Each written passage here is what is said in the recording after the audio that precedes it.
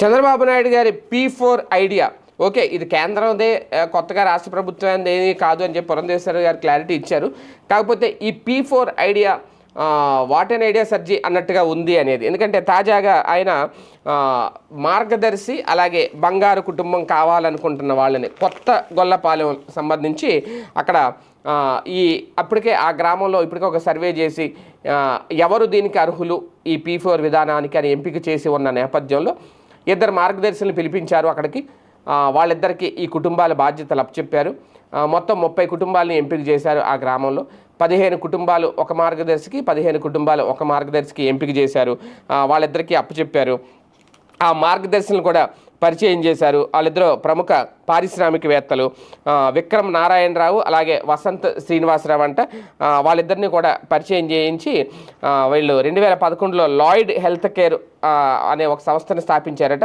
మొదట్లో 12 మంది ఉద్యోగులతో ప్రారంభమై 13 ఏళ్లలో 1200 మందికి ఇప్పుడు ఉద్యోగాలు ఇచ్చారు. అంత పెద్ద జాతీయ స్థాయిలో 22వ ర్యాంక్లో కూడా ఉంది.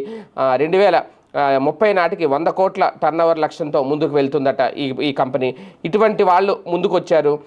గ్రామంలో 15 మంది బాధ్యతలు తీసుకోవాలి అని చెప్పి ఒక కంపెనీకి, అలాగే ఇంకో కంపెనీ కూడా ఉంది. ఇద్దరికి కూడా విక్రమ్ నారాయణరావు అలాగే శ్రీనివాసరావు అంట. వీళ్ళిద్దరికీ అప్పచెప్పారు. అక్కడ ఒక కుటుంబంతో మాట్లాడారు వాళ్ళ పరిస్థితి ఏంటి అనేది. భర్త లేరు, ఒక బాబు ఉన్నాడు, తను చదివించుకోవాలి అనేది. తను ఏం చదవాలి అనుకుంటే సాఫ్ట్వేర్ ఇంజనీర్ అవ్వాలి అని అన్నాడట.